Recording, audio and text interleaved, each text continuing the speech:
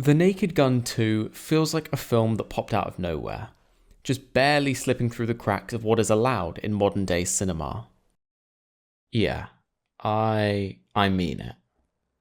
It's a film that finally brings back classic one-liners and ridiculous but well thought out plot points out of retirement, proving that a new generation of cinema goers are able to enjoy comedy that threatens to rock the boat.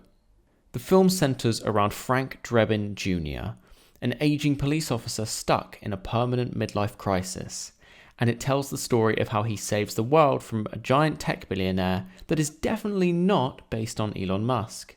He travels through the movie with Pamela Anderson, who plays a grief-stricken sister of one of the billionaire's first victims. I'm going to leave a detailed breakdown of the plot in the description for those of you who haven't seen the film. But regardless, I would still recommend watching it before you listen to bastards like me tell you what to think. But without further ado, I watched The Naked Gun, and I want to talk about it. It's been a good few years since Hollywood's initial nosedive into unoriginal slop, not only relying on franchises from the past, but actively destroying the reputation they hold globally. Take something like Star Wars, for example, a global titan that has been the victim of a poorly coordinated resurgence that has left fans bitter and disappointed.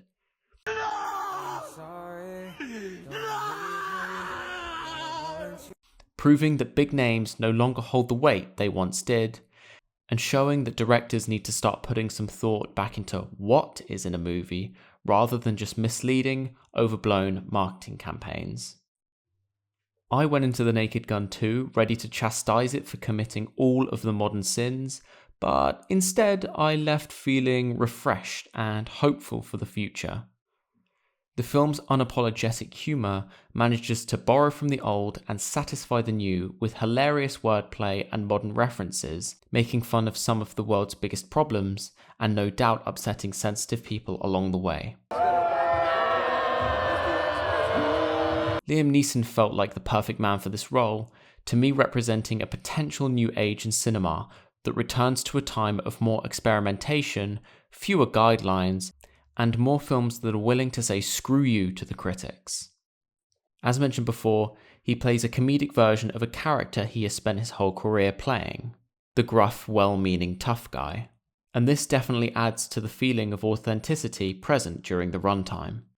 We all love a good spoof movie, but rarely do they make fun of a genre while casting big hitters of that exact genre to lead the laughter. Not Elon Musk is your classic unoriginal villain, who makes his next step so obvious and only creates plans so painfully flawed that they leave the audience with their head in their hands. But I loved it. It again touches on the film's acknowledgement of its own place in the cinematic landscape, at all times reminding the viewer that it's not a film to be taken seriously, nor is it one where logical plot points are paramount to the film's enjoyment. We all know how the film is going to end, but we definitely get some laughs along the way. The film has moments of weakness where the ridiculous comedy can become a bit much and degrade into 5-year-old playground humour. But what do you expect from a film that, well, really doesn't give a fuck? It feels like this film would have been made the exact same way if it was made all over again, regardless of good or bad reviews.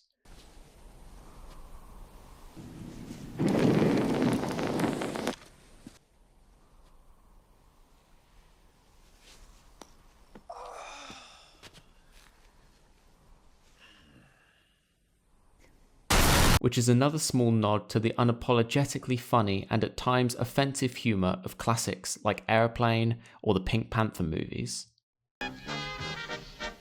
Does your dig that?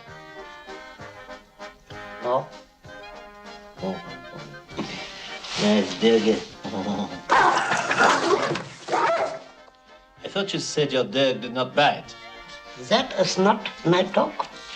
I think overall I would score The Naked Gun 2 a solid 6.8 out of 10. It's a franchise that certainly has improvements to make before the next installment, but it will certainly be an installment I look forward to watching. If we can transcend this era of cinematic slop and arrive at a time of cinematic gold, where comedy is once again free range, then I will sure be a happy film reviewer. But as always, my name is Billy Lyer. You are watching The Sixth Floor. Thank you for watching.